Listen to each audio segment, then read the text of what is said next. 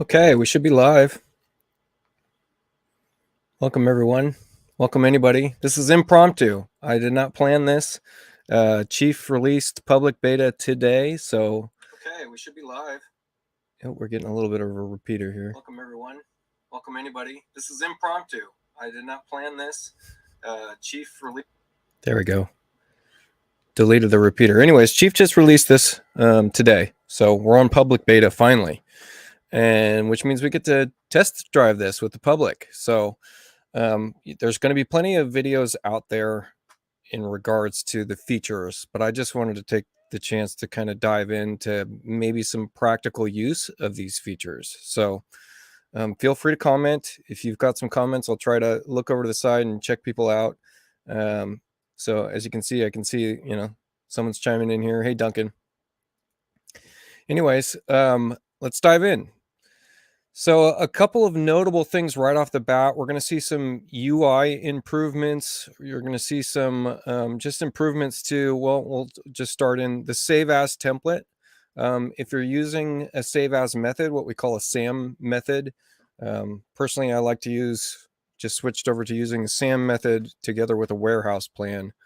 And you can always hit me up, ask me more questions about what that is. But anyways, with the save as method, something that we were looking at and something that we didn't really like was that we had no way of deleting referenced plan files or linked plan files. So now when we go into our save as template, we get this option right here, unlinked. Let me get my pointer magnifier up so we can see this kind of stuff. But we're going to see some new features like this. Unlink external references, which means we can uncheck this reference plan, which that'll delete any kind of reference leftover remnants that you might have in a layout file, for instance, leftover remnants in terms of like PDFs you might have embedded in plans, any number of different things. So we've got some more options here. That's awesome. Let's see, predictive edit feedback. While editing items in your view, we get more visual feedback when we're editing items. Let's just show you an example of that. And we have a reworking of our solid tools. There's kind of a uniform solid happening now. And we've got a bunch more tools that we'll touch base on just a little bit in this live feed. But you can see here, I've got the feedback we're talking about is, one, when I resize in this direction, you can see that we're getting kind of a precursor, some new graphical things going on here.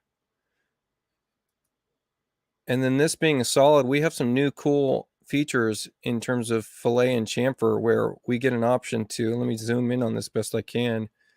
We get some new tools here. Now we've got a fillet or chamfer all edges, and we can automatically chamfer those edges. Let's just turn on some line drawing so we can see this. Anyways, kind of cool.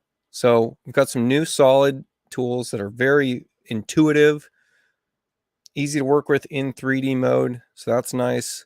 We're gonna see a few little bumps here in terms of graphical. Let's see, improvements in terms of our copy paste reflect about center. So if I want to copy this item and then I say I want to reflect about, you can see here we're getting a preview of where that reflect about places that CAD box right there. Or I'll switch it to just a center. Let's just do the same thing. We're going to center about this room. You can see here we're getting a preview of where that item is getting. Let's make it even more obvious. Let's just throw a cabinet box in here. And now you can see when I click that center, you can see that preview. We even see the preview of the label. Isn't that cool? So a little bit more intuitive there. I'm going to go ahead and drop a symbol in here. Here's another thing we'll touch base on. This comes later in that changelog or that list of new features, but I've got a symbol here. I want to open up my library. And now from the library, if I want to find a different range, say I want to find I'm going to switch this to a 48 range. Now when I click on that symbol, you're going to see in my edit menu, now granted my edit menu, floats. Yours might be docked at the bottom, but we get this option, toggle library replacement mode. This is a cool one. Toggle that on. We can set it in our various painter modes, object, room, floor, or plan based, and then simply click and we're replacing those objects. So this works with a bunch of different symbol classifications. Really awesome. It also works with certain components. So if I've got a cabinet base here, and let's just pull a 3D view and get to this cabinet base, or switch to our 3D view. I'm not sure how well this works. I want to check this out. Because we don't have a toe, a leg specified, I don't know if it'll automatically replace the toe. So let's just try a taper. And we've got that replacement mode on. Yeah, so I think you need to specify that this has a toe in the first place. So if we open this cabinet up, and then in our accessories, say that we have a foot in here. And let's just put in a thin. Now when I click on that taper, there we go. Now we can replace direct from the library. So kind of cool. We can replace some new components in our component assembly, which is a cabinet. Let's jump back into the new features list. Take a look at, this is the first page. We got 6 pages to go through. I don't know how far we're going to get through this. I'm going to try to keep it brief to just the things that I find to be important. So yeah, some nice looking tools coming. Absolutely. By the way, if you authorize Streamlabs to use your Facebook profile, it'll show up what that user is. So anyways,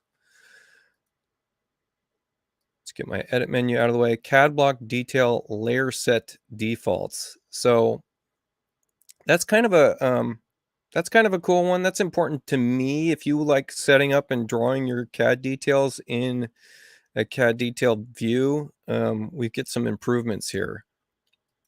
And then CAD block detail layer set defaults. Let's see. So that is, we get some improvements to when we create a CAD block. So let's just do that real quick. Let's just draw a little line in here and we'll make a block of this. And then when we open this up, what do we have here? Actually, I have not discovered this yet. This is new to me, so I don't know this one. But editing the CAD block. Oh, so now we get some defaults in. So this CAD block now has some defaults we can set. So we can set a default set. We can come into maybe, all you can do is set a default set, it looks like, and an associated layer set. Doesn't look like we get access to our active defaults. So I have to dive into that a little later to see why that might be important or not, or a use case for that. Not sure.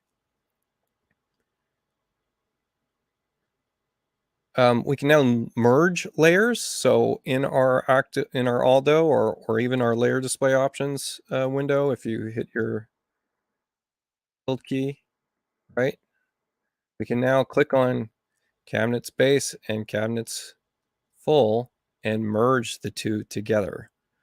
I don't know if there's an undo. I don't know that I want to even do that. Let's do this. Let's just make let's make a copy of the base. And then let's merge the two back together, see what happens.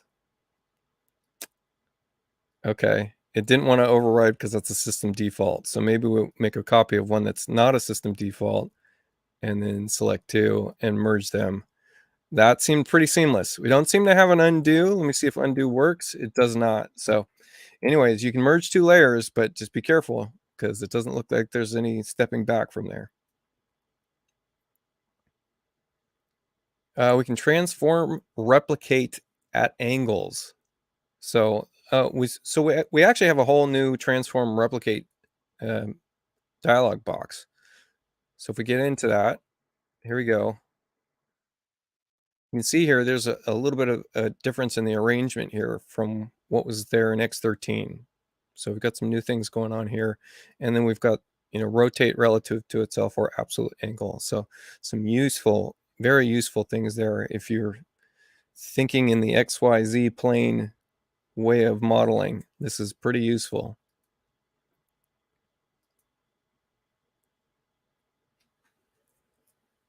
Reference a circle's circumference from its specification dialog. So this might be useful for those of you that use a lot of macros. So you can you can reference. So if I draw a circle out, and let's just draw an object info here, and I'm gonna, oh, by the way, here's a cool one. While we're at it, you see here we got a new edit handle. What's this edit handle even about? Well, when I click on this right edge, it shows up on the right side. Click on the lower edge, showing up on the lower edge. There we go. So it's edge based. So you can see the active selected edge. Then we get a new edit handle. What is that? You guessed it. It's a leader. Isn't that cool? So a couple things you can do from here. One is I can right click and get a continuous draw mode. Isn't that neat, right? Let's delete that out. Or I can left click, bring it out, right click, get an alternate behavior, get a curved leader. Very cool. So if you're like me, where you like a double curved leader, bring this out, drag it down, continue it, drag it over. Now I got a double curved leader. That's really cool, right? So let's snap this over onto that circle if I can get it there without hitting the Alt key. I need to hit the Alt key. So let me just do this. Snap this. There we go. So here's our new macro. We get a circumference macro, right? So it's reporting its circumference. So we can save this to a global variable. Let's just show you how to do this. We're going to say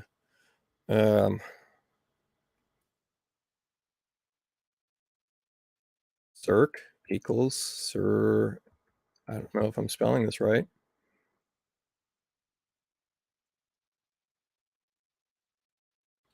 I'm probably not. Oh, and I needed a little global symbol in here, a little money sign. And there we go. Look at that. So now we can reference the circumference into a macro. Pretty cool. I like that. I like that. Okay. What do we have next? Design, library painter scoping. So we kind of went over that already. You can scope, paint, replace symbols from your library. Pretty cool. Let's get on to page number 2. We went over the cabinet feet in I don't know how to say this word. Pilasters. Replace freestanding symbols via painting. Let's see, and I'm just going to pause for a second, make sure I'm not missing anything. Yeah, I'm not missing anything yet. You guys aren't typing, you're just watching. Cool. Replace freestanding symbols via painting. We already saw that with the range. For those of you that are just coming in, we can pull up our library and immediately, actually, I'll just do it from here. Here's my symbol. I can use in my edit toolbar this replace from and be able to change that item straight from our library or your toolbar. So if you've got a custom place library object, you just saw me do that, right?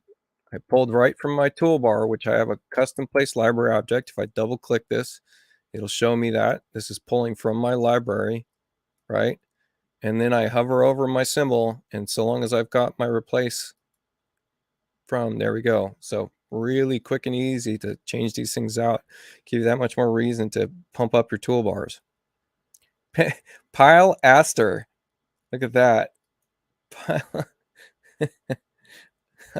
Pile aster. I like it. Pile aster. I'm going to get used to it. Thank you. Thank you very much. Okay. Custom pattern generation. This is a big one for me because I used to have to work around for this and it was really obnoxious. So let me just get into my library. I'm going to type in RD tile to get one of my tile materials and something like this 6-inch hex. And if I want to switch to vector mode and I want that material to come up, right? I want to show that pattern here. Let me just use my adjust materials tool. Something's happening there. Okay. And now if I'm understanding this correctly, my pattern generation can be pattern from texture. And it could use this source file, or I could switch it to my bump map, which is more common. That's what I would usually do. This is awesome. This is the first time I've done this. And that's exactly as it should work. So the bump map is usually commonly the one where you're going to get the cleanest looking pattern file to generate. So Again, we're in our pattern panel on the define material using the adjust material definition tool. And all I had to do was pattern from texture. And there we go. So when we press OK, we're going to see that pattern show up on the wall. That's a real big time saver. It used to be that I needed to load my roughness map into, this is what I would do before. And let's do this for all remaining conflicts. Okay.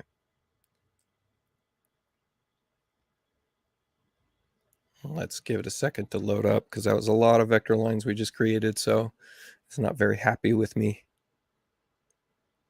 Take Pilaster off the screen. All right. So what I used to do here, pattern from texture, is you would load in your bump map, create the pattern from texture, then go back and load in your texture map in its appropriate place. So now we get to circumvent that. One, we can load straight from the bump map, or you could browse for a source file. If you're like me and you have a bunch of organized material assets, you could go browse for your source pattern file. So that's pretty cool. I like that one. That's a big one for a lot of interior designers where they're speccing specific tile patterns and they want to have that show up in their vector elevations. If you can't find where to get your name to show up, in the initial link for the live video, there was something that said you can go to StreamYard and add it as an integration to Facebook, and there was a link there, and it's pretty seamless. You just need to click on it one time and it will happen. So sorry if it's not as easy as I make it seem, but I've got one person in here able to do it. Okay, I'm going to switch this back to something that's not so heavy. Here we go. Merge collinear walls. Use the auto merge collinear wall feature in the general wall defaults to control whether wall breaks mend automatically. So in the general wall defaults, and I might have a link to that. Let's just grab this. This is my wall type definitions. So I actually need to get into default settings and get into general wall, and then we can auto merge collinear walls or not. So if we leave this unchecked, which I think I actually prefer, because my workflow, I'm pretty good at keeping things broken when they need to be broken or not. So if I now break this wall, it should be that it used to be, let's see, what would be a feature of this? If I put a window in this right now, it used to be that Chief would merge these two walls back together. And you can see now I still have that break intact.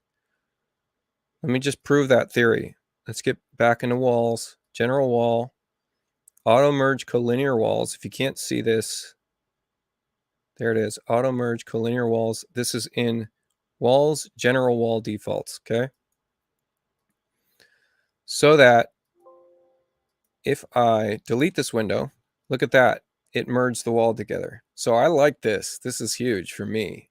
I don't know how well it helps with making finite breaks. Maybe it's worth checking that out. So like a condition where you might have, let's just draw an interior wall right here, and then I want to put a wall break right next to that interior wall. And I want this wall break to run just past, right? Maybe I just want it a couple inches away. Yeah, it looks like I still got to do the trick of where we draw in maybe a room divider, and you can snap a room divider to a CAD line, and then we can move this break to that room divider and it will hold. But at least it won't merge again. So still a couple little funny things. I see Duncan's watching on YouTube. It will work on Facebook, just so you guys know, it will work, but you have to authorize StreamDuck, which is a restreaming service that I'm using to stream to 2 locations at the same time. Thanks for chiming in, Duncan. Appreciate it. All right, so that's a pretty cool one. I like that one. If you've ever been frustrated by your walls rejoining after you've done a little edit and it's rebuilt, yeah, that bugs me. We've got some new shutter control. We can omit foundation per room. Interesting. I don't remember seeing that in the previous betas. So let's just check it out. Open up a room in our structure, and now build foundation below. Uncheck that. Yeah, we got a new option here. Interesting. It's just happening. Look at that. It removed the foundation. That's slick. I like that. I really like the wall break. Yeah, I do too. That's a good one. This one's a good one too. Omit foundation. That's pretty clever. I wonder if we still have the same function of remembering a room designation. So if I draw these walls back, right? Do we still have that same thing happen? Yeah, we do. So it still remembers that room and it remembers the omission. Cool. Very cool, Chief. Display control of shutters. Oh, display control of shutters brings up a really fantastic little topic of conversation that I'm going to handle on a different video. I got a bunch of videos to post now that we get to actually, I'm no longer underneath an NDA, so we've got a bunch of new cool stuff to go over. One of which is, let's just do this. I'm going to get off topic just a little bit. What I'm going to do is I'm going to draw a cabinet, and I'm also going to pop in a window, and I'm going to show you how you can kind of fake some um, shutters with like shutter dogs. This just came up in conversation recently with a cabinet. We got some new capabilities, I think, with cabinets. So let's see. I'm going to open this. Oops, open this up. And I'll make this look appropriate just so you understand what I'm even talking about. We're going to go to our backside. We're going to go none. Here you go, left, right, none. And we're going to make sure our moldings are deleted. And then in our front sides back, under our front, in our door, I'm going to specify 0 shelves.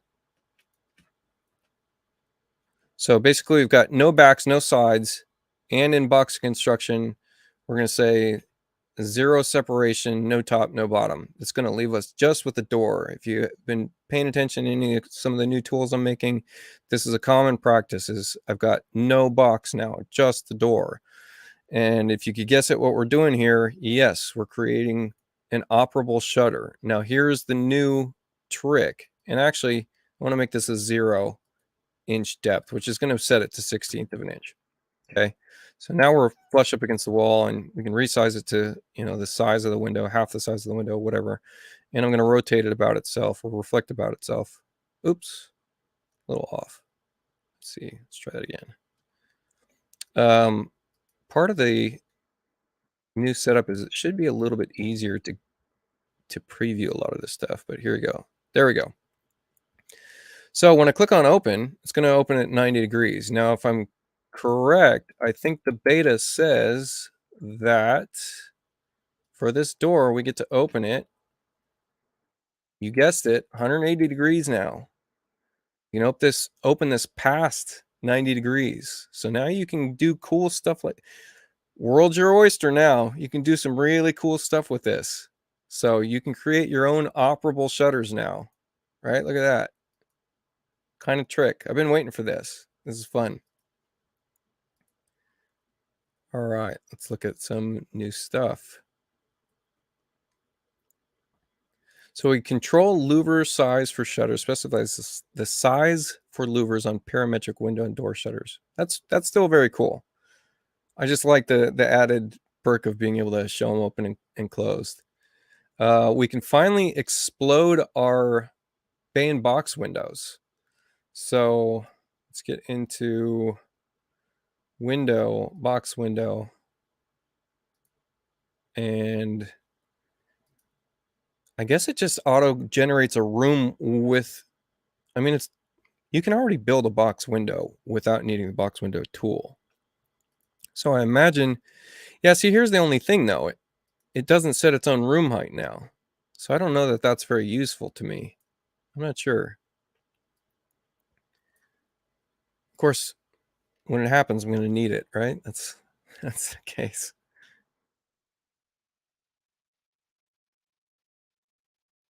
We can rotate cabinet hardware. Cool. When attaching hardware to cabinets, it is auto-rotated to suit the face item. No idea what they're talking about there, but since we have a cabinet as a shutter, let's just do a pull. Let's pull one up, bar pull, and auto-rotate based on the face item. Let's see what they're talking about here. So door drawer panel, pull bar, edit. Oh, cool. Look at this new edit dialog. Hey, Junior. Welcome. Thanks for coming in, chiming in. This is very cool. We can, not only that, I mean, if you're seeing what I'm seeing, look at this. So, oh man, does this open up some new options, some really cool new options. I have a challenge coming up. It's for X-13 only, because if you're using X-14, you'd be cheating. Because this is really cool. So on the fly, parametrically resize our symbols based about the stretch planes that you've set for those symbols. So this is really a fabulous feature, and then be able to rotate. How cool is that?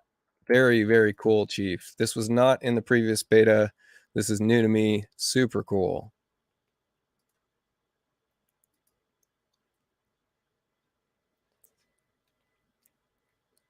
Cabinet doors open beyond 90. We picked that one up. Yeah.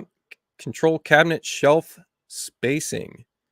Specify the default spacing between cabinet shelves. Now that's kind of a funny one. I'm surprised we even wasted any time on that, because you can do that with a multiple copy pretty quickly, but let's just check it out. I'm going to double click my cabinet shelf, and what do we get? Maybe they're talking about the internal shelves. They're talking about the internal shelves. It can't be the shelf tool. Okay, so let's check that out instead. So where would that be then? Front, sides, back. We've got side properties. This changed a little bit. This menu changed a little bit down here. Drawer, specify, shelves, specify. Do we get a new menu here? No. So where would that be? I'll have to dig into that off camera. I'm not sure where that might live. Maybe in our general cabinet. Here we go. Minimum shelf spacing. Interesting. Auto door threshold. Okay. Use resize increments was, I think that was there before. Show partial module lines. Yeah. Okay. So we get some shelf spacing. Cool. So that's within the shelf. Tell you the truth, oftentimes I only want one shelf, so it'd be nice if we can designate the number of shelves. Oh, someone said it came out in that last beta release. I missed it. Good catch then. Select the door and see it. Okay, that's the next thing I'm seeing from someone here. Oops, just dropped in some hardware. Copy sun angles. Create duplicate sun angles, then move and adjust the copies to represent different seasons and times for sun studies and lighting effects. But I don't think we can. Okay, so we've got a sun angle. Yeah. And then, yeah, and then we have a copy paste. Interesting. Okay. Cool. Dig it. Let's get on to that next page.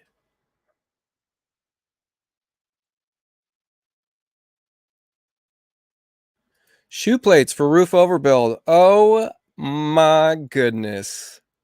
How many of you are excited about that? I personally never cared. But I know so many of you are so excited about that. Shoe plates for roof overbuild. I'm not going to get into that. I know they have a video about it. So it is exactly what it sounds like. Yeah. A lot of people been waiting for that one. Long time. Structural purlins. Specify pocket purlins in the roof's platform assembly to I can't read. Automatically generate them as part of the structure layer. Oh, that's pretty clever. There's a case for that. Sure. Shoe plates are cool. Yes, they are. Yes, they are. I mean, it really makes a difference if you're doing any kind of like graphical or modeling that you want to show, and also for your live sections. I mean, I guess we can get into it. I haven't practiced this. I don't like to do things on camera live that I haven't practiced, but we've got an auto-generated roof, so we should look at a generated roof framing plan. Yeah, let's get in a little wing here for roof over. What do we have? And then what do I need to specify here? I need to specify something in my roof plan. I feel like I want to be a little more prepped for this. I do. Yeah, I don't want to sit here and waste anybody's time. So maybe another video we'll look at that. Okay, energy heal trusses. Choose to set up your default template to use energy heal trusses by default. That's been a long time coming as well. There was a few years where I was always using trusses, so it's nice to just default to it. All right, curved roof generation. Turning on the curved roof attribute automatically applies curved roof values. So I'm assuming we can get to our roof panel, and no. Auto roof return treat as part of bay box window. Cool. Okay, so I don't see it in a wall designation, which means it's got to be in our build roof dialog. And so we've got, what do we have here? Options. Well, it's going to be in here somewhere. We have to look that one up too. Not sure where they're hiding it.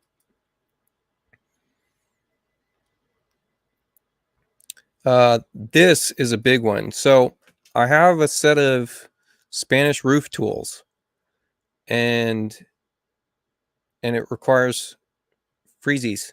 Freezes. Freeze. Control freeze boards per wall. Use the include freeze checkbox for granular control over location of automatic freeze boards. So that's a big one for me because I use some tricks to use freeze boards for things, intended for other purposes, modeling purposes. But also, it's a nice feature anyways. Wall plates per wall type. Designate the number of top and bottom wall plates within the wall type specification dialog. So we should be able to get into this wall type, and in our framing, yeah, we can change our top plate count. Look at that. In fact, we've got a number of different new settings here. All right. And also, I know we haven't touched it yet, and we haven't gotten to that part yet, but we have a whole new set of dialog menus here in our dimension settings as well. And I really like the preview. As you're going to see in the right hand preview panel, preview window right here, as I hover over a designation, you're going to see it highlights what that's affecting. So that's pretty clever.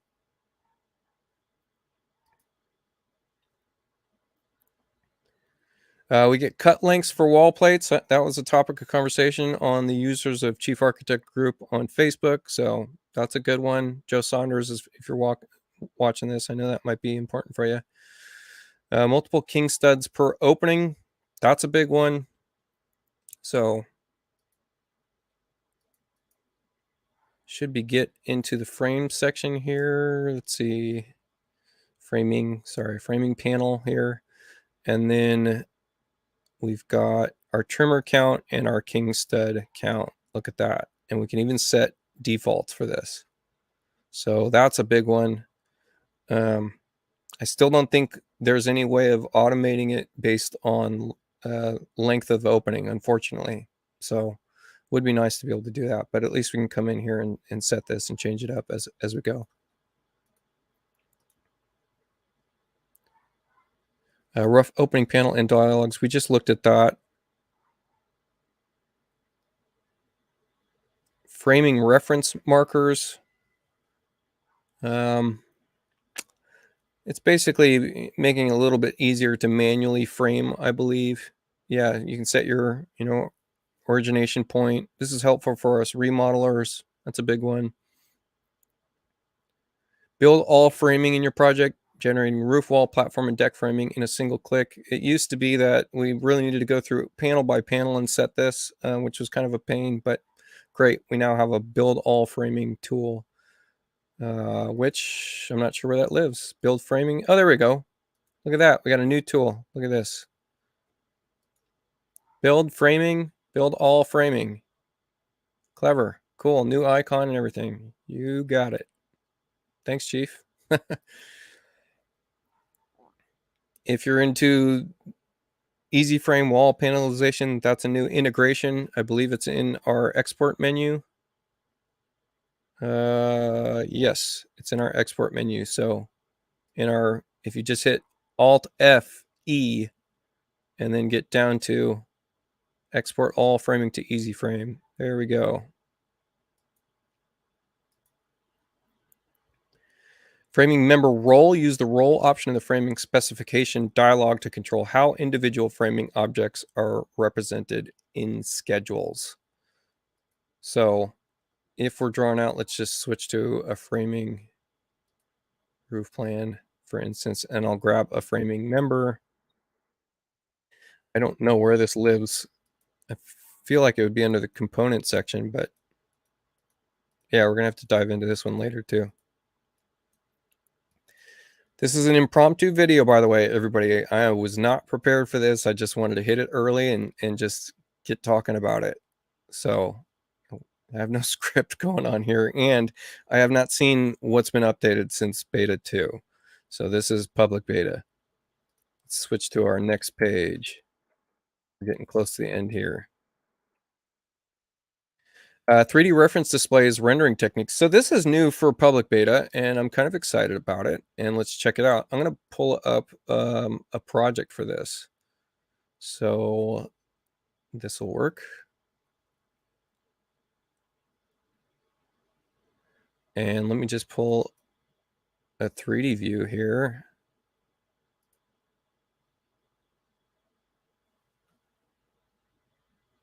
And we'll get in tight. And now let's change our reference display and get into, haha. Oh, I've been waiting for this. We now can place in 3D a standard rendering reference display, which means that there should be a wall that shows up. Look at that. How cool. The reason this is cool is for you remodelers out there, you could actually, let's just try this out real quick. I'm going to do a new plan. Here's going to be my existing plan, okay? And in fact, I'm even going to go in here and use the new build all framing tool. And we can show all, that's fine. Now, I'm going to do another new plan. And I'm going to draw out some walls. Here's my addition. Okay, the other thing I'm going to do is I'm going to select the rest of these walls, delete them, and then just draw this, pop this one back. In fact, I probably think I needed to draw it this way. Yeah, it doesn't matter. Okay, so that if I save this, and let's just put it in a place that doesn't really matter, like send and delete. This is going to be our new. This is going to be our existing. So that if I pull a 3D camera on this guy, and let's just hide some layers. And if I change this reference to that new, and I switch it to standard, it's going to carry this same, let's see, I can actually, should be able to change the layer set to one of my 3D, let's see, reference display, roof plan, blah, blah, blah. Where's just our 3D one? Floor plan existing. Sure, we'll just switch it to working layer sets, fine. So you can change it on a layer set basis, but you can actually show framing versus solid walls versus you name it now. That's cool. So 2 standard rendered as a reference. That's really neat. So which means you can also probably do elevations. Maybe, not sure. We'll have to cover this in another video. That's a cool feature.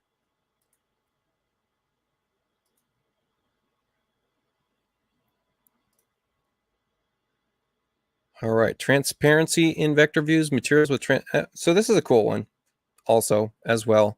And there's a use case for this that I'm thinking of. This one is that we get transparency in vector views now. So that if we're doing something like dropping in my little shower kit and I want to throw in a glass wall and I want this to actually go where I want it to go. There we go. So that's a glass wall that I just placed. So that if I bust out with wall elevation, I should be able to change rendering technique options. That's a pick window glass. Maybe this is in 3D view defaults. No. What are they telling us we can do? It's saying transparency in vector views. Materials with transparent properties will show as see-through in vector views. So I just need to make sure that my material is classified as a transparent material. Which, oh, I'm using insulation air gap. That'd be problem number 1. So this is going to be instead of transparency. There we go. So I should be able to see through this to the back wall, and let's just put a feature in that back wall so that we see what we're talking about.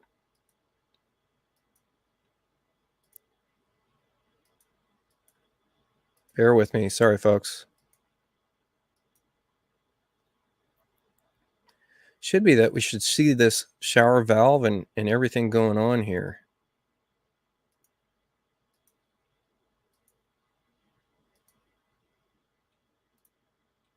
Huh.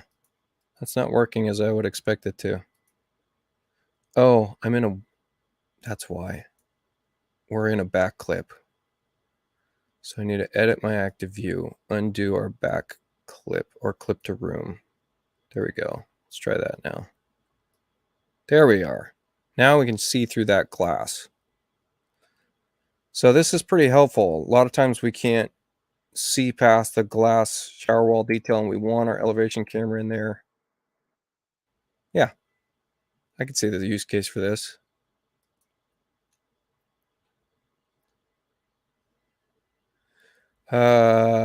Spherical backdrop controls. I'm really hoping we can, yes, we can change orientation. Very long time coming. Thank you, thank you, thank you. This is annoying to have to do in Photoshop. So where would we do this? We'd probably do it in the Edit Active Camera menu. Edit Active View. So backdrop panel, I'm guessing. And yes, here we go. Horizontal offset, vertical max offset, vertical min. Change our eye level. I don't see a change in degree though. Horizontal offset. I guess they're calling it horizontal offset. Horizontal span. So if I press OK, does this rotate? It did rotate. Very cool. Long time waiting for that one. Thank you. Don't know who this is. Scott would be proud. Good.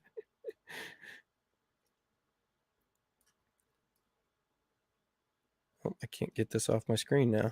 Get this away. There we go. All right. What do we have now? Control walk-through sunlight.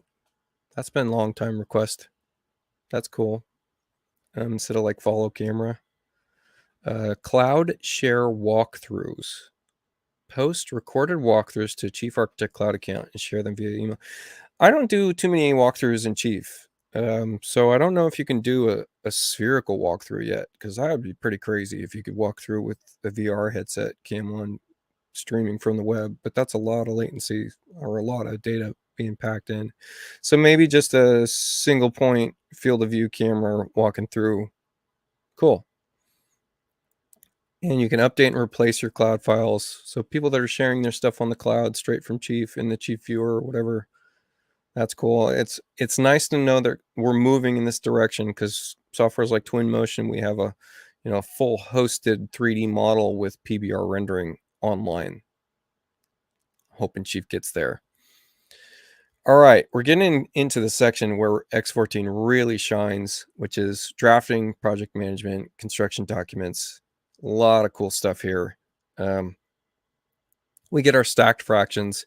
You may have already noticed that. Mine's already set to stacked fractions. In fact, we get a number of different ways to modify that. So let's just pull a dimension string, double click on this, and look at that. I already have one set up called Rab's favorite. So we can do these stacked fractions, primary format. Let's see. No, maybe just, where does that live? I feel like I should know where that lives. Yeah, here it is. Let's get a little zoom on this so you can see. Fraction style, vertical. So you can do vertical, you can do diagonal. I kind of like diagonal. It's cool. Here's diagonal if you couldn't tell. Here we go. Versus our traditional horizontal. So right now I've got it set to vertical. Very cool. Long time user request. See a comment here. I'm going to put this up. VR has been mostly useless till X-13, and now it's only useless. Yeah, it's pretty useless. I don't use it. I use a VR headset to work in Chief, but not to actually be in a VR environment inside of the building that's being modeled. So we'll get there. I'm sure we'll get there. Thanks, David. All right, next up, centerline dimension marker. You can control the location and orientation of a dimensions centerline indicator, so that if I've got a couple of cabinets in here and this guy here, oh man, too many clicks.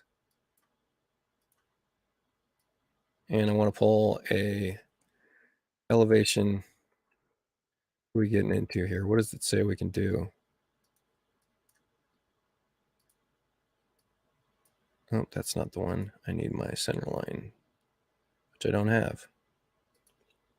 Should be able to do an auto center line.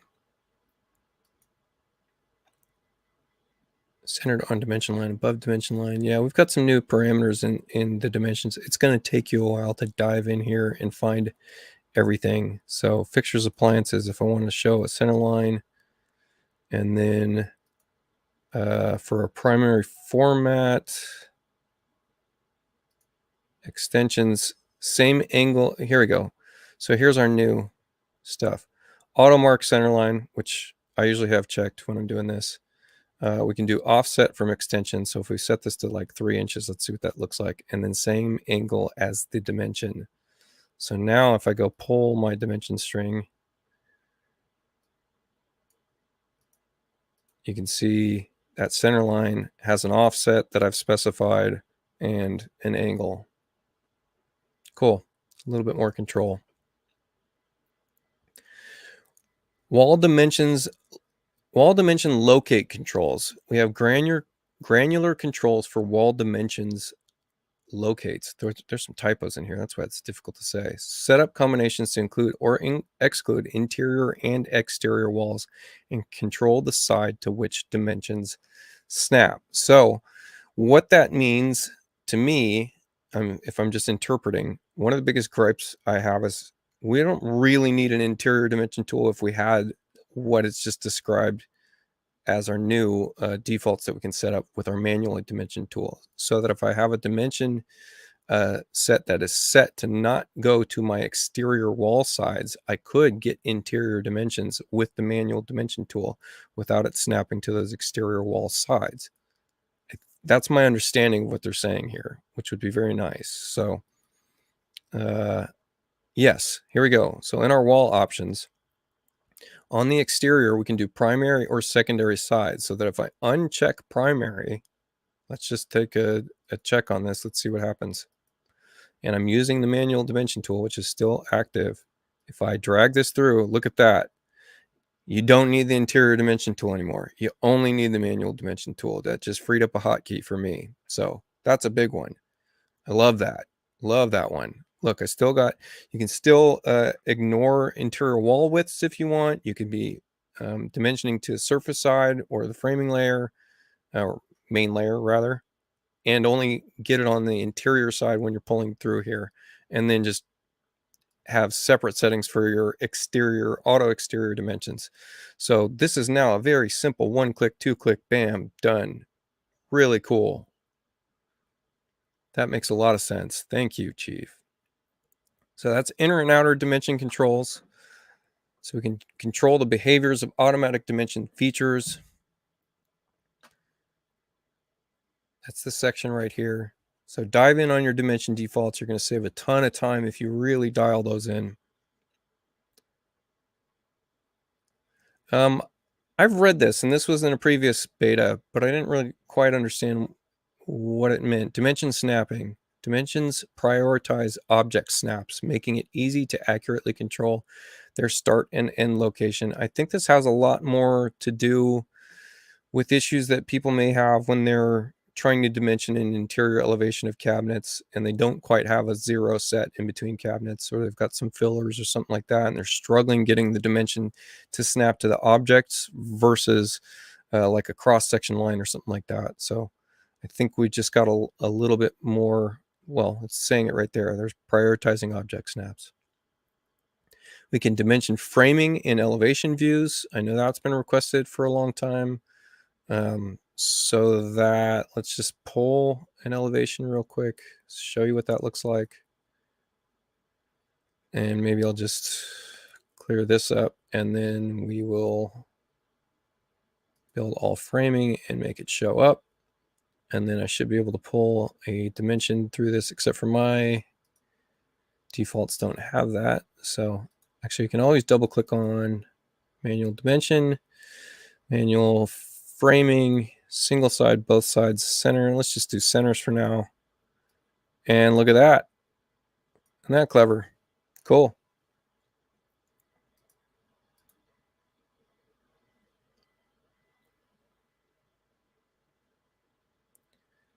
Okay, let's get into page number 5.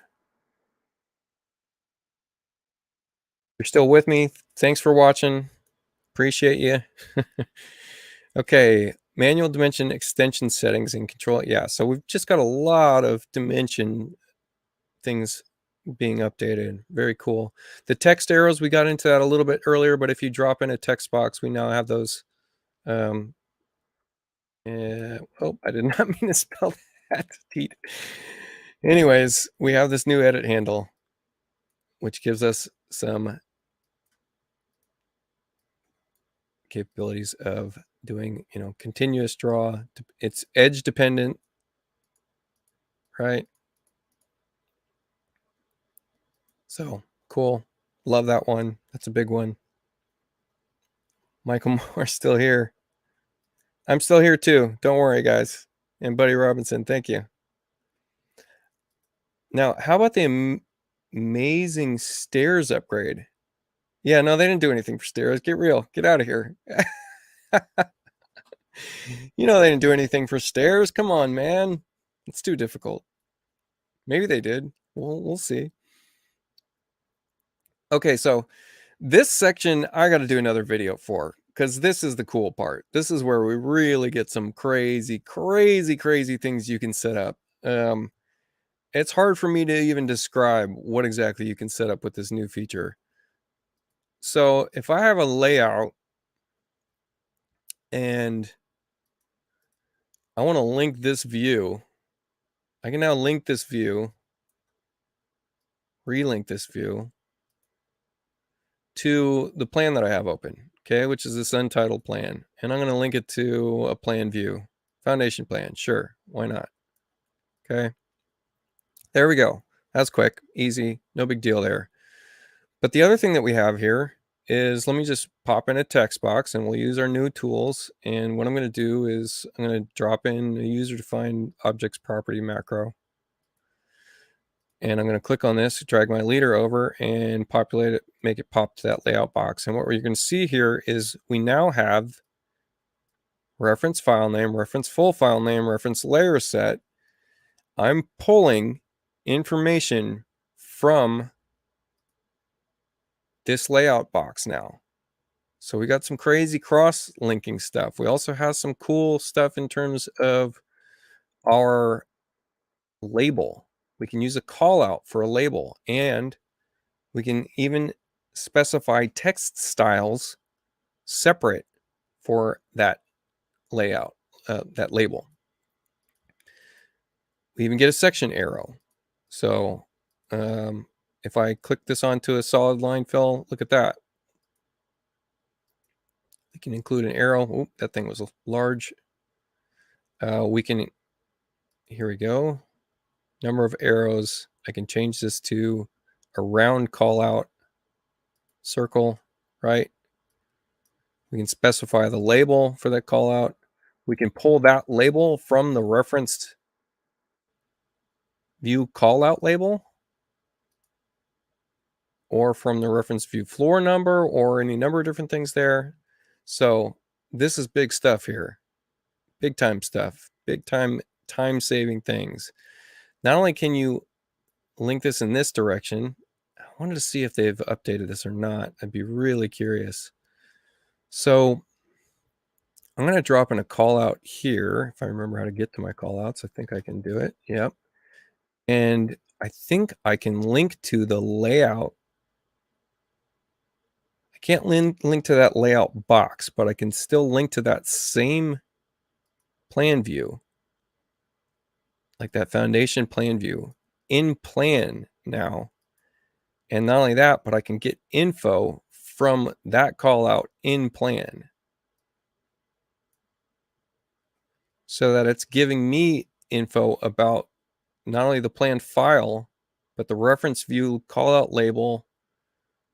I mean, this just gets more and more complex the more you think about it. It'll make your head spin. But you can create a custom note schedule pulling information from a call out label that's linked to your layout. It gets crazy, but you can automate dang near anything you could think of now. Which brings me to another feature that we haven't even touched yet, and I haven't seen it in the changelog yet. Oops. Close out some of these windows.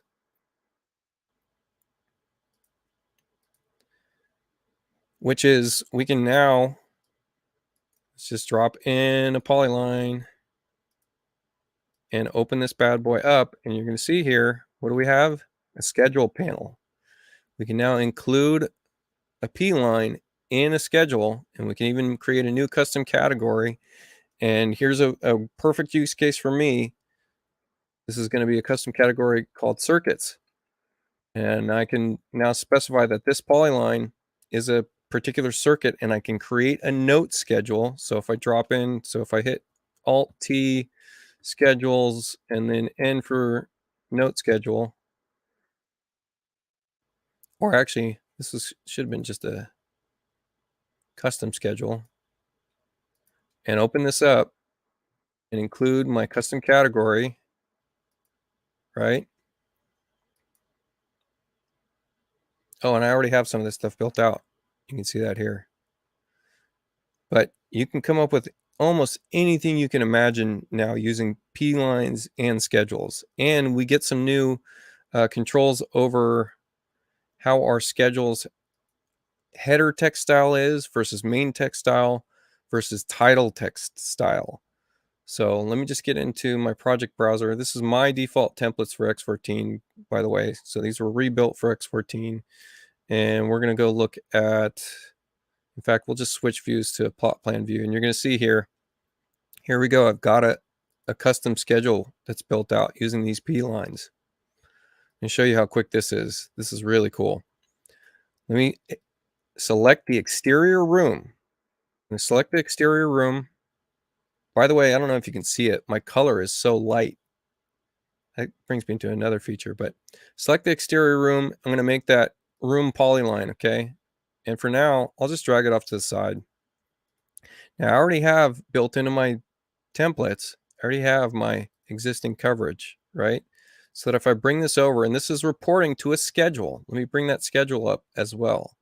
So project information right here, I've got this schedule. So I'm going to close down the project browser so we can tile these side by side.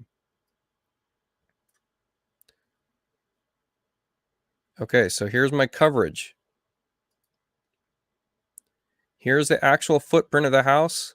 All I need to do is take my existing P line that's a coverage, and with it selected, use our union tool, union it to the actual coverage of this project, and then edit that P line so that it fits back into the shape of that house. And there we go. Very quickly, I got my new existing coverage set. Doesn't get any faster or easier than that. I mean, site analysis just became really fun. So that's a cool one. You can create panel schedules from polylines. You can create any number of things you can imagine with polylines. You can calc a bunch of areas with your polylines now. So if you want to pull an area from, your elevations and get, certain fenestration details from that, you can do all of that. So, and as you can see, it has the totals column here. So we're totaling up as we go. A lot of cool new stuff there.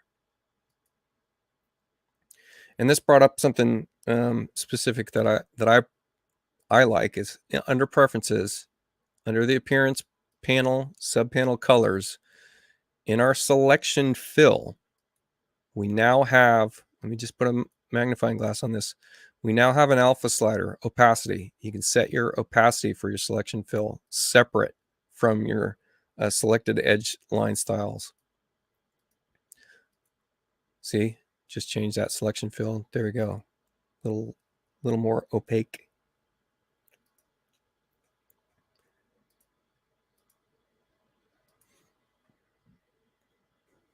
Boy, we got a lot of junk going on here, right?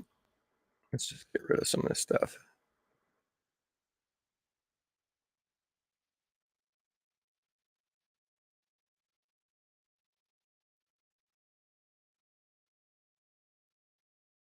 Okay, a little cleaned up now.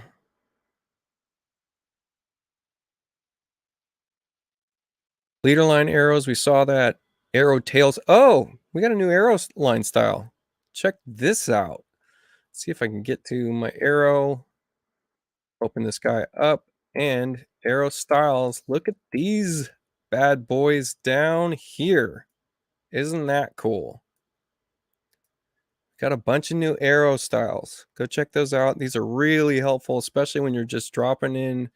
See, is that a note or a call out? That's a note. Let's drop in a call out. Oops. Oh, it's not doing what I thought it was going to do. There you go. Drop in a call out. Whatever this call out is. Sure. And then click on your call out. Use that new leader extension, right? And then change that arrow. We've all seen this. We've all seen these. Clever. Cool.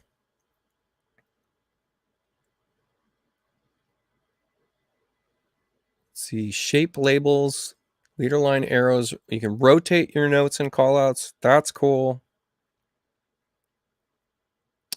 I mean, I don't know if you know this, but you can always drop a note in and change its shape and then type in the text above line testing this and change it to like a rectangle, and then now we can rotate it.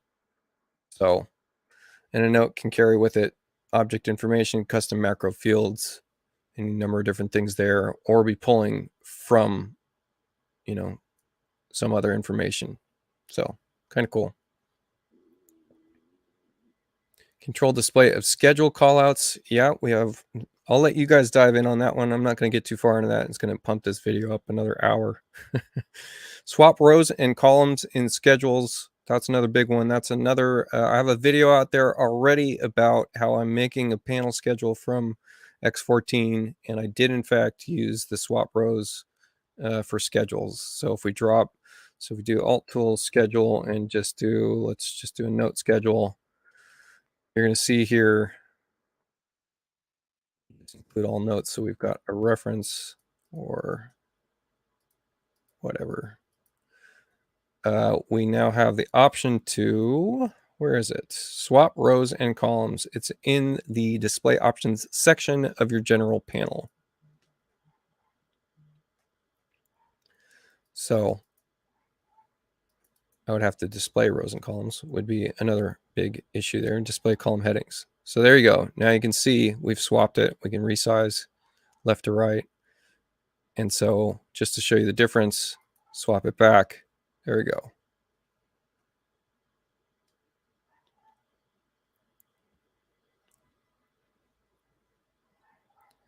We can get multiple text styles for schedules. Kind of touched on that, talked about that. You have a title text style, main text style, and a header text style. Very helpful.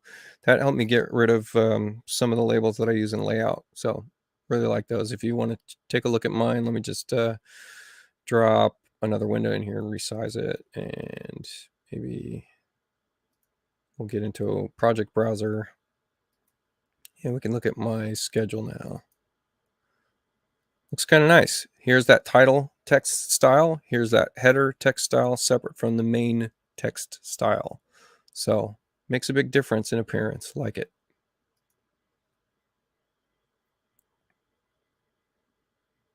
Oh, and we can control our schedule row height if we open that back up.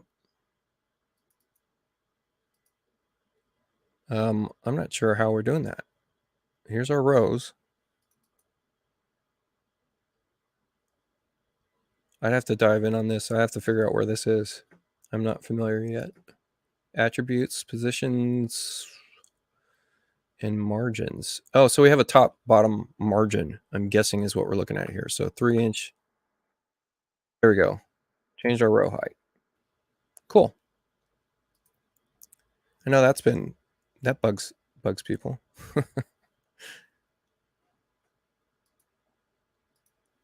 All right, so polylines in schedules, I've talked about that several times. We also have backsplash, counter, material regions all in schedules. So really cool if you designate a different, I think you can designate a different material on your backsplash. Let's get into this. Let's just drop in, I'm just going to drop in cabinet, cabinet, cabinet, and pull camera. And then this and that. And let's paint one a little different than the other one. Oops. And let's select them both, open them up, schedule, include in schedule. This is auto included in a backsplash schedule, I guess. And let's do that. Let's see if we get this here. We get tool schedules. Where would that be? I don't see, I guess custom schedule for now. Let's open this up and see what we can get from this backsplashes. Automatic and custom backsplash. Interesting. It just shows, so what information can we get from this? Layer materials, maybe?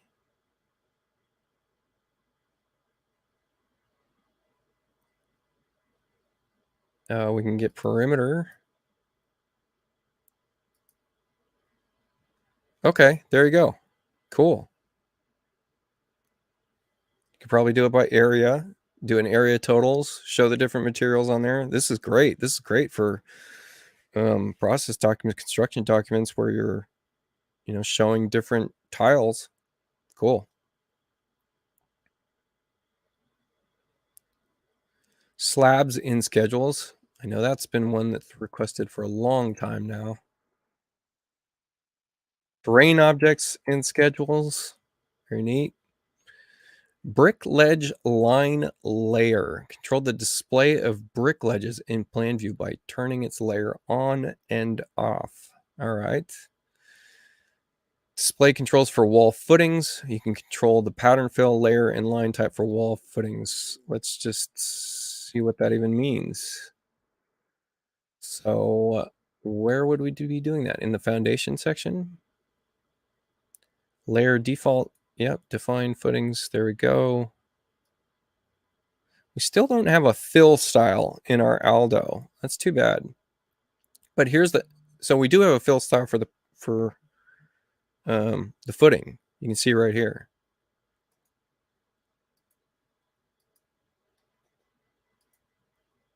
Yeah, auto rebuild. Oh yeah. All right. I like it.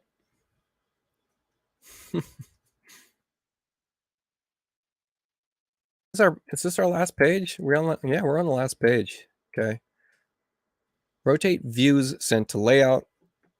Nice. Layout box label. You can create multi-line format labels. I showed you that just a little bit, preview that just a little bit. Really makes a difference in those construction docs. In fact, I'll switch over to one that's it's already kind of built out.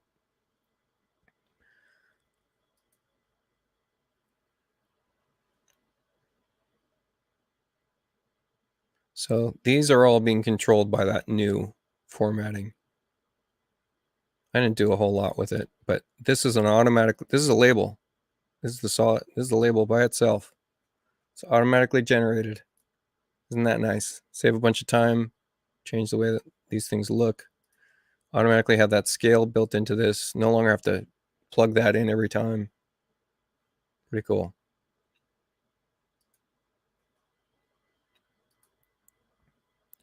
Multi-select and edit layout boxes together. Yes, that's handy. Nice productivity tools. Pan and zoom. Okay, this is a cool one to end on. This is it. That's that last bit here. So what we can do now is, when I click on this in my edit toolbar, we have a couple new tools. One is we can recenter the layout box contents. So what's going to happen here is this is going to recenter. Well, let's see. My kitchen saved plan view is zoomed in on just the kitchen. So it would be nice if I recenter, it's going to base on the center of the kitchen plan view. Let's see what actually happens. Yeah, it's going to recenter based on the overall size of your project is what it's going to do. The next thing you can do is scale layout box contents to fit. This is going to rescale your plan to fit the entire plan within that box content. So maybe handy. I personally don't like to rescale, but that could be handy if you've got a no scale detail and you want it to fit a specific bounding box. If that makes any sense, I'll give you a use case for that. So say I've got a typical wall detail here, okay? And we're just going to get rid of this bounding box. And I'm going to send this to a view at, let's call it a 3-inch scale. Now, let's say instead, way too big of a scale, and I want to try to match a particular detail that's here, which means, say I want this to line up perfectly with the size of my schedules, right? And I don't care about the scale, but I want to fit inside a specified box. Now I can scale those. There we go. Look at that. Kind of clever. There's a use case.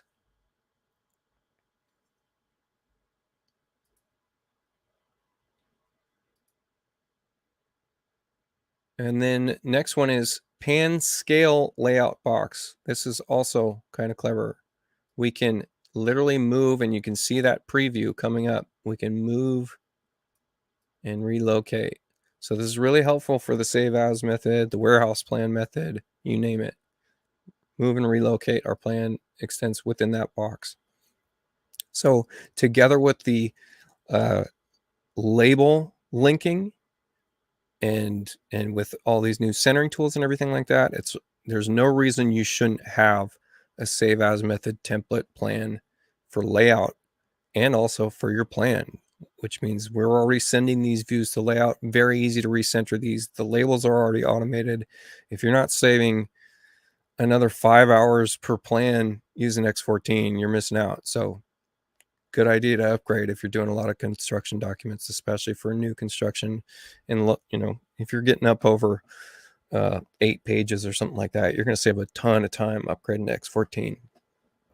And so far, it's been pretty stable. I haven't really run into any problems. I've done at least 300-400 hours in X-14, so it's been pretty good.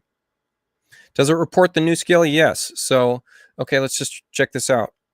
Someone just posted this, and I want to address this. Does it report the new scale? So let's go ahead and I'm going to, oops, here we go. All right. So I've got this here. I'm going to rescale those box contents to fit. Look at that. It automatically changed to 1/8" scale. Couldn't be any quicker or easier than that. They're automating dang near everything. It's great. No special macros needed. This is built right into that label. So if I open this up, get into that label, use callout label, it's using the referenced view. So the reference view name, which is that's my save plan view name. And then in the attributes section, you can see the text below line, box scale, text above line, automatic label. I set these, I think. I'm not sure that this is default out of the box. Like my elevation labels have show a call out, so I have to change the attributes for the cross section line are in the attributes panel. But if you don't want the call out, the easiest way for me anyways was just to change to a blank line style in the line style options. There might be a better way of doing that, but that's the way I did it. And then of course you can relink this to a different view if you wanted to. So yeah, there you go. It does report the new scale. I'm going to stay on the line for another couple of minutes. If you guys want to chime in with questions, if you have particular questions about maybe some of the stuff we went over. Very useful for plot plans, and you can open the scale ruler thing and type in a number that's standard. Yeah. Rescale as you go, refit a box contents. Should be a lot easier to set your plot plans up. I agree.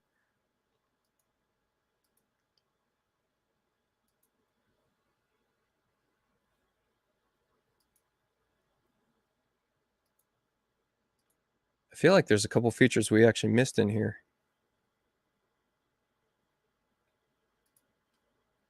The linking stuff is tough to get your head around. There's some fun things that you can come up with there. I do want to find the video I did about creating panel schedules, because that one was just huge. Which feature is my favorite? Probably the call out linking. It takes a second to get your head wrapped around it. It really does. But once you start to realize the potential there, that's a big one, because you can, well, for one, especially if you're doing your own construction details, if you're doing your own engineering details, any of that kind of stuff, we always knew that you needed to label it, and you had the potential for making a redundant error. And so now that they can be linked to layout, and you can put, so let me give you an example. Let's just take a typical wall detail that we did just send to layout. Let's send it again. So now this is in layout. Now, if I want to label this, let's open it up, and we can set to use a call out. Now, we could, we can set the call out from here, having it being based on the view it's linked to, or you could set the call out inside of the CAD detail and link to it that way. In fact, I'm even confused now. I need to be better prepared to explain how that works. Basically, we can have automated annotation for our details. That's a big part of it. And then also being able to flip views on the fly and having it update our information in layout, that's a big one. So there's a little more crosstalk here going on between plan and layout, and that's a huge feature set. I really like the new dimension tools setup stuff. A lot of new options in dimension tools. The solids work brilliantly well. I really breezed past the solids, but the solids work really, really well. In fact, we've got some new features just in terms of snapping in 3D. So you can now pretty easily start drawing if you want to do your as-built in 3D. Like I've been doing this for the last month and a half. I've been doing my as-built in 3D mainly because it's a lot easier to set your window heights without having to open up dialog boxes, right? So I can get a 3030 window very quickly in 3D just by drawing here. And the other thing I can do is I can set my room dimension width. So if I pop this to here and then pop this out and it's a 6-foot room or a 5-foot room, it's very easy to get your as-builts done in 3D. And we got a lot, we got better snapping control in 3D for our walls. So that was something that they listed in this newest public beta, and I can already tell it does in fact work a lot better. So this is kind of a cool one. May I please make a tutorial on the layout link? Yes, I will get there. It's that one's a challenging one. It really does confuse me. It takes me a minute to kind of figure out the full potential of it. There's some very simple potential things there, but it can be pretty complex, get pretty complex. There's that easy frame icon here.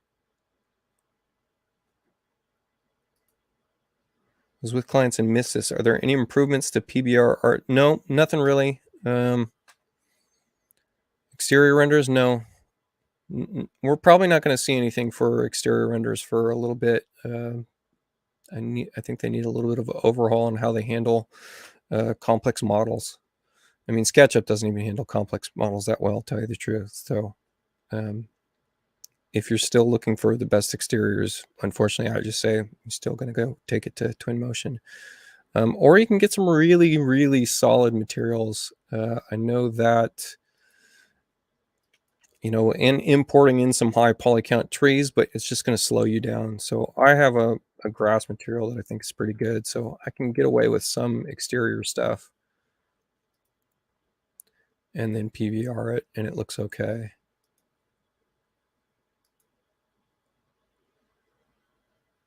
But yeah, no updates there really. You have to play this back. I think you should be able to play this back. Big deal for me. My houses have 30. Oh man, you are going to be making money, whoever you are. I don't know who you are. You're going to make so much money in X-14 if you got over 30 sheets. Yeah, there's so many improvements to a construction document workflow in X-14. It's crazy. It really is. It's a big one. So Ethan, maybe you shouldn't have allowed Facebook to know who you are. Okay, any auto numbering of callout details. So you add details, it will sequence the next available number. So yes, and for some reason it's escaping me why I can't figure it out on the fly in front of you guys live right now. But yes, we can get some automated numbering of scheduled callouts or details. I figured it out using a callout and a note the other day, but now I can't remember exactly how I was doing it. So yes, there is some auto numbering. I know that I need to go dive into the beta forum because there's some stuff in there that a gentleman named Joe Carrick and Michael G, Alaskan Sun, those guys have been working with the new callout linking system, and they've come up with some cool solutions using macros and stuff like that. So I know that Joe Carrick is working on a system to automatically number his details based on their location on the sheet is what he's working towards. And so that's a huge one. And I don't know if that there was a hiccup there. We weren't getting, if we're in a layout, and let me just pull some information from a layout box. So what do we get from this? Automatic layout box scale. What we're not getting is position. So we still have an issue here. We're not getting the position of this box. So he wanted a number based on position of the layout box. But there's a number of different things that we can get here in terms of the referenced file names, reference full file names. And then again, if we pull in a call out from this side, we can link it to, so you can link your, oh, here we go. You can link this call out to a detail. So if we link this call out to a CAD detail, say my typical wall detail, okay, and the call out's going to be D1 or whatever we want it to be, or this can be a macro, you name it, or it can even be, what can we get here? Linked view layout page label. Okay. This gets so complicated. Linked view layout page label, linked view layout page number, page label. So we sent this to A3. Let me pull this full circle. Here we go. Figured it out. Here we are. So here's my call out. And linked view call out label. It's not linked yet, so I need to link it. So even though it's on the same page as my detail, now I'm going to link it to that detail. Okay, so now I'm linking it to the CAD detail, typical wall detail. Now the call out should be, this should work now. This should be linked view call out label, linked view layout page label. We sent this to A3, so it's automatically pulling that from here. What else can we do? We can do linked view call out label. So what I would need to go do is go back to my layout, get to that view. I'm going to get rid of it here because it's here. Yep, that's that call out, right? Okay. So now if I open this up, set the call out label, testing this, D1. Let's give it a circle. Let's give it line style back to it, D1. So there it shows. So we just gave it a label here, D1. There's our label in layout, D1, right? There's our label in layout. Now you're going to see, there it is. So yes, we have automatic detail labeling. Is it going to auto number? Challenging. I have to figure that out. I'm not sure that I can do that without using macro.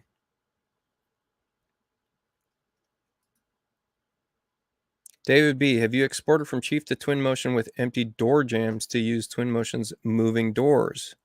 My Twinmotion doors keep changing sizes and not filling the hole.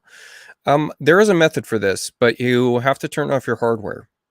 So you have to turn off your hardware and you have to open the door. This is off topic. I know. David, thanks for the question. You would need to open the door in 3D view and then turn off your hardware. The hardware is attached to your jam and casing, so it's not going to be able to rotate separate from the door panel. So the door panel is its own thing. That's how it's exported in with the 3ds format. That's how it's exported. So if you turn off your hardware, you could delete the door panel itself if you wanted to, but that only works if you have the door open in 3D when you export. Got it. Cool. Yep, you got it. Thanks, David. Appreciate it. I appreciate it. I really do.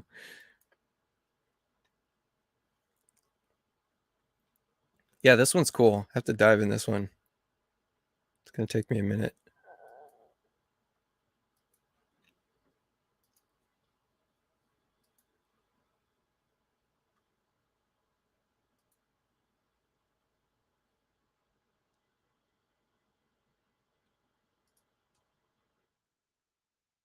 Guys got any more comments? Otherwise, I'm going to probably shut it down. I know you Mac people out there are happy. Ryan, are you watching this? Did you see this? Oh, he's so happy he bought a Mac Studio. Sure, he's happy. tab startup options. If we close all this stuff down, this is great for new users as well. You immediately get to a new dashboard.